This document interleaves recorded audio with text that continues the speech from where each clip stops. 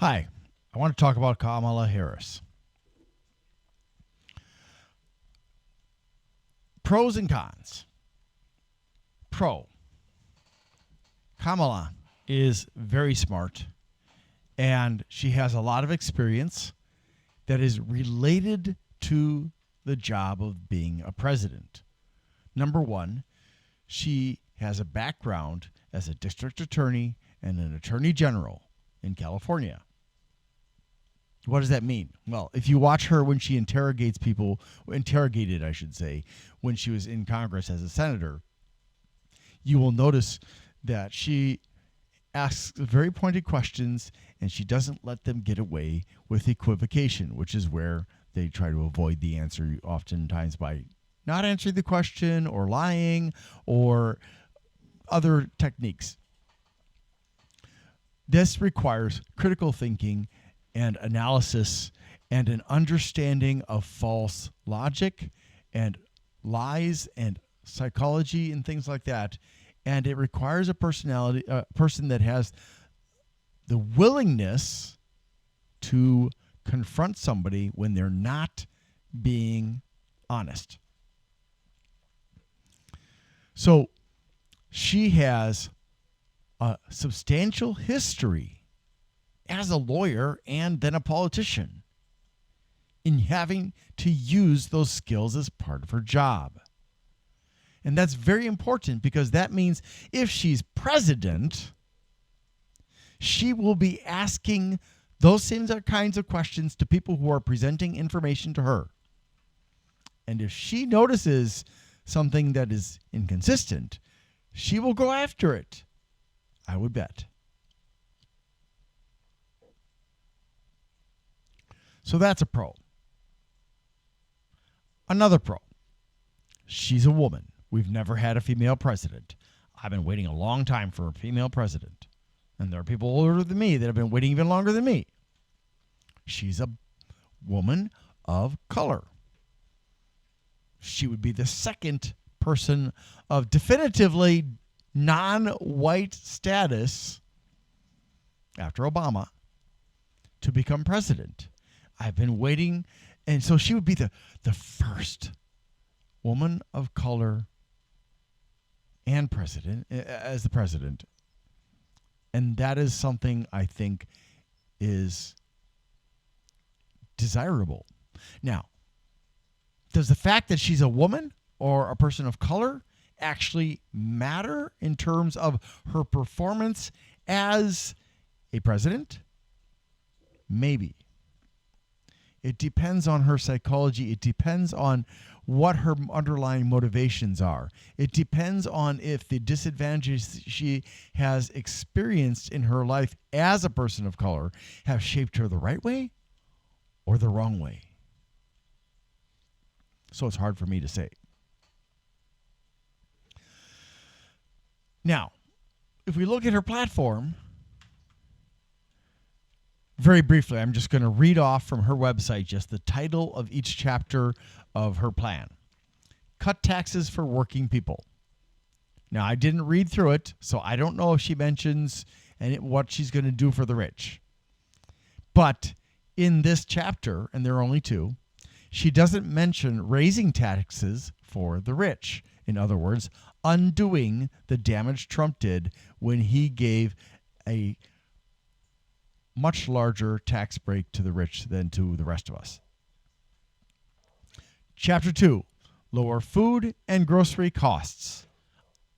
Chapter 3, lower health care costs. Chapter 4, lower prescription drug costs. Chapter 5, lower energy costs.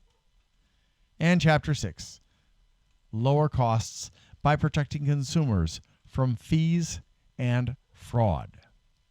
Again, I haven't read these. I'm just sharing these things. Those all sound nice. There are things that could be added, but just glancing at this. And the second section is about the economy. Help Americans buy a home and afford rent. I would love to buy a home. I would absolutely love to. I'm tired of paying somebody else's mortgage. I'm tired of not being treated fairly by some landlords, like what my last landlord did to me. And the rent just keeps going up and up and up as people continue to speculate and invest in flipping and buying up properties, and it becomes corporations that are controlling properties instead of individuals. And that doesn't necessarily mean it's bad, but it doesn't help us, because the cost of rent keeps on going up. From 2019 to 2024, the rent in my area has doubled. The Cincinnati area in many parts has doubled. In some places even more, in some places less. But the average is about double. The cost of homes from 2008 to now has just been crazy, especially during the pandemic when interest rates were so low. People were snapping things up as soon as they went on the market at very high prices. And every time this sort of thing happens, it pushes prices up and it locks more and more people out, especially people with less discretionary income. Okay. Invest in small businesses that drive growth, innovation, and jobs. Oftentimes I hear that the rich are the ones who bring the most jobs to us. Oftentimes what I see is the rich dodging taxes and asking government to give them special favors, like build my stadium for me or I'm going to move my team elsewhere. And oh, by the way, there'll be lots of jobs, but most of those jobs are either temporary, like construction, or they're low paying, like security, concessions, ticket staff, and so on, cleaning staff. So does it really help the economy of the local community that has to pay for the rich person's stadium so they won't move their team somewhere else? No, not really. It just keeps more people in a state of poverty. It makes it harder for them to buy that home they want. Invest in American innovation and industrial strength powered by American workers. Okay. And this is a question I have, is she simultaneously also going to have the EPA enforce protection of the environment so the return to industry isn't going to destroy our environment as it has in the past? Now, that said, other types of industry sectors have resulted in the destruction of the environment too. Tanneries, for example. Next one is create security and opportunity for workers and build a care economy. Now, this sounds great, and I think that it's important for us to move toward a more caring environment because, for example, a close friend of mine, well, I guess I shouldn't say close friend, but a friend of mine at work, she's been going through a lot. Last year she had an accident. Her son's an addict. Her husband's in poor health. And recently her husband had a stroke. And she had to take him to the hospital, of course. My employer, instead of being understanding and caring, fired her, a person who had worked hard for that company for 12 years. And she was a nice lady. I think we need a more caring economy. Now, I'm not saying be a doormat and let the scammers rip us off, because I'm tired of the lazy people at work. Totally tired of it. But there are ways to deal with that without screwing over good employees. Next one is strengthen opportunity in communities across America. Okay.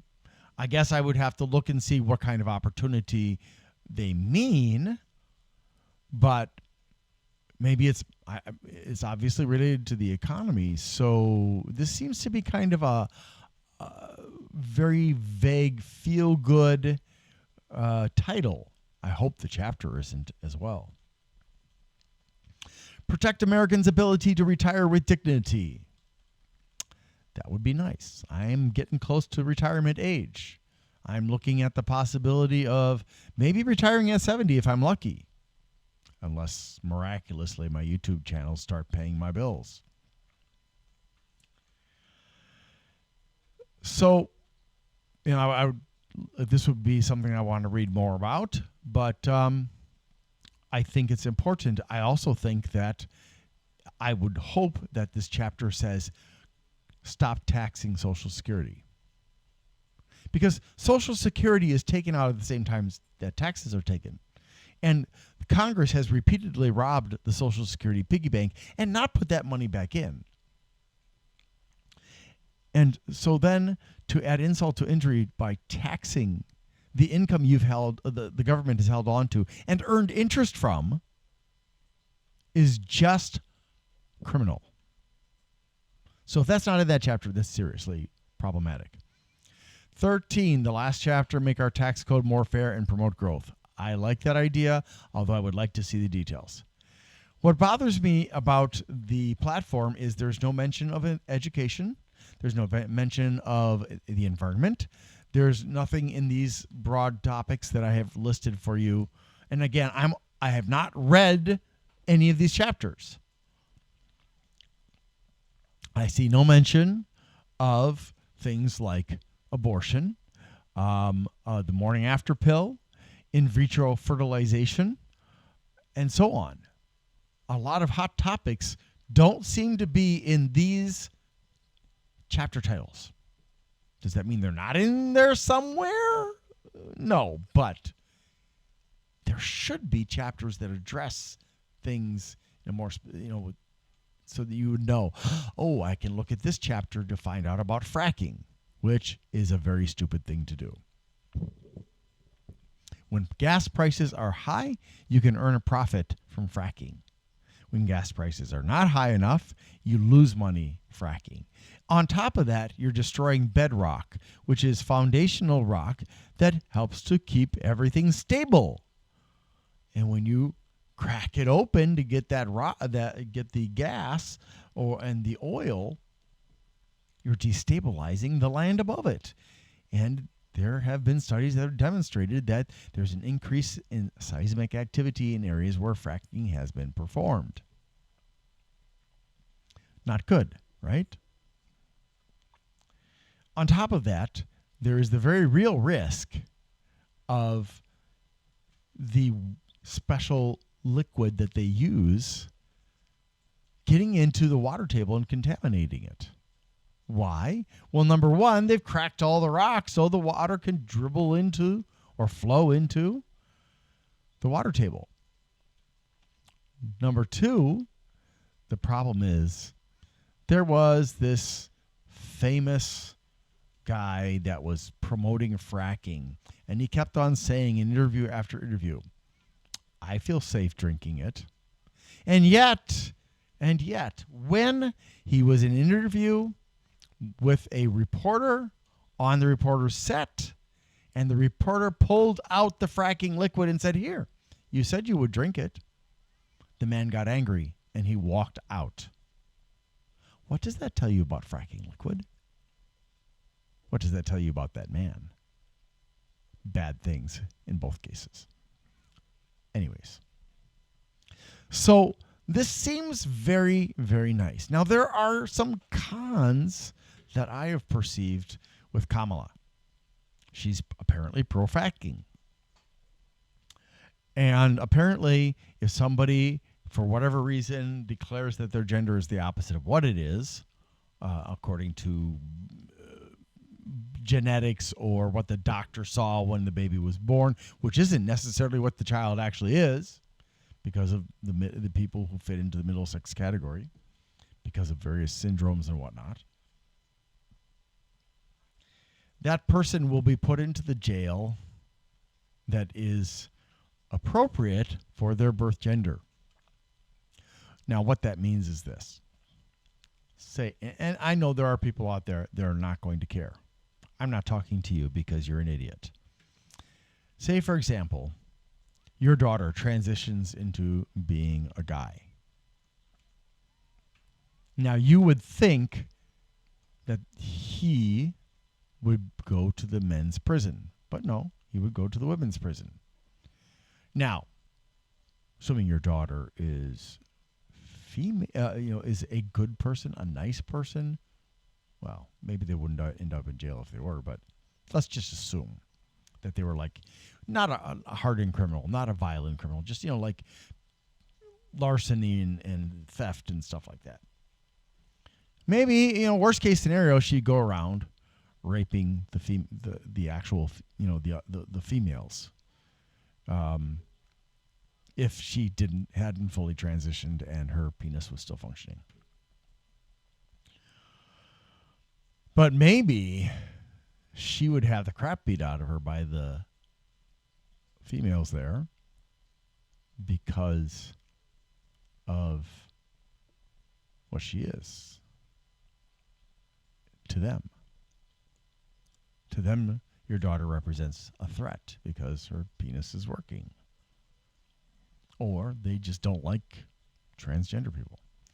Now, if we reverse that and we take a man who has transitioned to become a woman, has breasts, has a vagina, and that person gets put into a man's prison. That person, and this has actually happened, apparently Kamala did this, supposedly. I don't have any proof of that. She has sent transitioned people who had transitioned to becoming female to men's prisons, and those women were abused and raped. This is not ideal. Now, I understand it's very hard to say, well, this person should belong here because now they're this. But the fact of the matter is, if you feel like you're a woman and you have transitioned to look like a woman and you're anatomically as similar as possible to a woman, you should be in a woman's prison. And if you have transitioned in the opposite direction, you should be in a man's prison.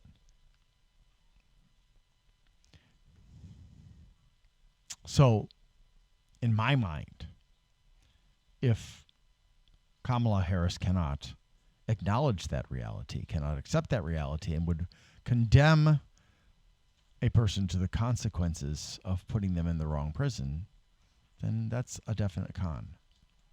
Because I have sympathy for humans, something that seems to be lacking with some humans. What's another con? Well,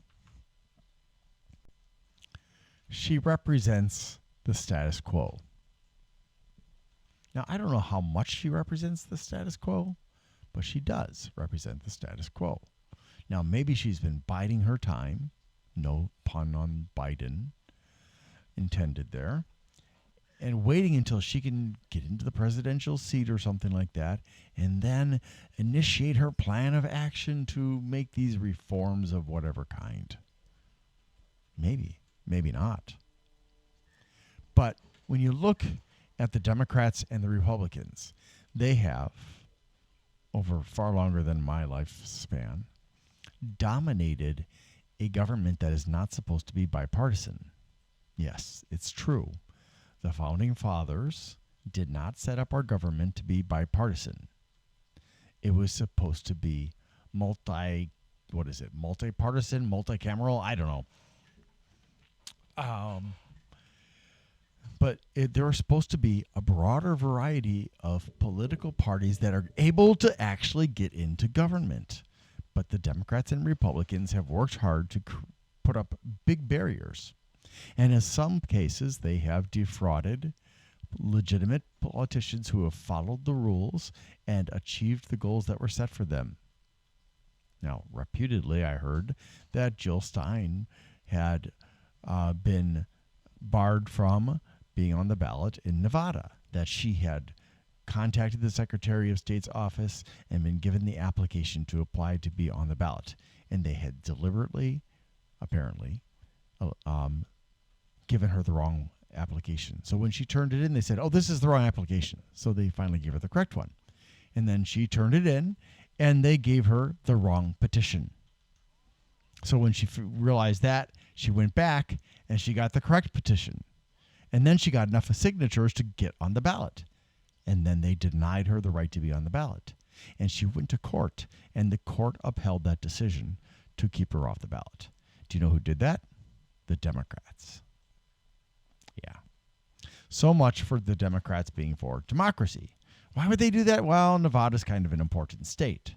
It's a swing state. So if the Democrats lose too many votes to Jill Stein, because she's kind of popular, then they would lose a swing state, which would decrease Kamala's chance of winning the election.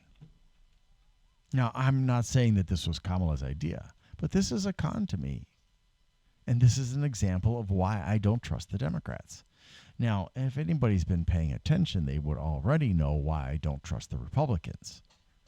But it boils down to, unless Kamala is more like a Bernie Sanders, kind of like a rebel trying to work her way to the top to make big changes to help the regular citizens of America, who are the majority, she is part of the problem. And that is of great concern to me, because then we're just talking about voting for the lesser of two evils. And in my opinion, and this a lot of this what I'm saying is opinion, but in my opinion, if we're talking about the lesser of two evils, she is the lesser of the two evils. Trump is the greater of the two evils. But when we talk about it in terms of the whole political scene, they're both evil. And evil is evil is evil. You vote for Baal, Mephistopheles, or one of the others, Lucifer even. You're still voting for evil. So in my mind, it's very hard for me to actually vote for Kamala. She does have good qualities, but she represents the status quo, a particular side of the hegemony in America. And I hope I'm wrong. So, to me, it's really, really, again, very, very difficult for me to vote for Kamala. And I'm sorry if that upsets people. But that's just how it is. And I went on her YouTube channel and I left her a message saying I would like answers to these questions. I didn't think she would answer, and lo and behold, she didn't answer, and neither did her staff. I'm sure they get lots and lots and lots of messages. So, and I'm sure I'm extending an invitation to Kamala to educate me on her other issues that she is interested in, and so on and so forth, and be prepared for piercing questions, as I would expect to get piercing questions from her. But I'm sure that will never happen, because I'm nobody of consequence. And when it comes to politics, if you don't have money and power, you don't get paid attention to. Do you think that if you were to try to call up the president and talk to him or her, that they would actually accept your call? No. If you have lots of money, yes. If you're a powerful industry leader, yes. But us regular folk, no. This government has, for a long time, been held captive by the elites, the rich in general, and big businesses, the lobbyists. And most of the politicians in office are scum-sucking bottom feeders who are only interested in what's best for them, money and power. That's it. It's just the unvarnished truth. So, thank you so much for watching. I really appreciate you taking the time to listen to me for the past 24 minutes. And I'm going to stop now so that you don't fall asleep. Hi. Thank you for watching my video. And I hate doing this, but things have gotten pretty sketchy with my employer. And without going into all the details, which I have covered at other times, at least in part, I need some financial assistance. If you have the opportunity to do so, that's great. If you don't, even if you can just put in a word of support in the comments, that helps. To have even just that is good. But financially, I need to be able to carry on doing what I'm doing with these channels. Not so much this channel, not so much the Eclectician channel, which is mostly just me learning about stuff and sharing it with you, but with my Glenn's Fast Reviews channel, where most of what you see that I review, I've purchased myself, or I've gotten at a food pantry, or somebody gave to me because they know I do reviews. But I have invested huge amounts of money in it, And at this point, with a little over 1,800 viewers, I'm earning maybe $125 a month, which doesn't cover the cost of what I've done, let alone the ongoing cost. And then even worse than that is my third channel that's at the PC Expert Amateur, which I've invested a large sum of money that I should have been saving for my retirement, because I wanted to be able to present a lot of information about fans and air coolers and water coolers for computers and other things as well. And in order to do that, I had two choices. I either had to make deals with manufacturers and sell my soul, or stick to my ethics and pay for things myself in order to not be beholden to somebody and not feel like, oh, I owe them. So yeah, it's pretty costly, and with the situation with my employer Amazon, in which the workers' compensation company Sedgwick refuses to fix my shoulder, which was injured at work over a period of months last year because Amazon's management refused to abide by their own policies to provide me support. I may end up having to pay for the surgery myself with the help of my insurance, and that will still be very expensive. And then I would be out of work for at least a month. So switching to another job, it would be hard, because if I come to you and I say, hey, I want to work for you, and you're like really interested in me, and then I say, oh, by the way, in the near future, I'm going to be having a shoulder replacement, so I will probably be out of work for a month. You're probably going to say, I'll pass, thanks, though. Which would actually be illegal, and you won't tell me that's why you're not choosing me. But, it is a problem, especially with me being as old as I am. I'm almost 58. So if you could please, if you can either go to the my YouTube channel, Glenn's Fast Reviews, and you can make any kind of a donation on there, any size, any time you want, through that, because that's my monetized channel. Or you can go to patreon.com. That's patreon.com/Glenn MII. That's GLENNMII. And you can make a recurring donation. The smallest one I have on there right now is $10. If that's too big for you to give on a monthly basis, let me know. I can always add a smaller one than that. I just need to know. But again, if you are financially strapped, please don't send me money. I don't want somebody else getting into trouble financially just to help me. That would weigh very heavily on my conscience. So thanks again for watching this video, and let's make the world a better place.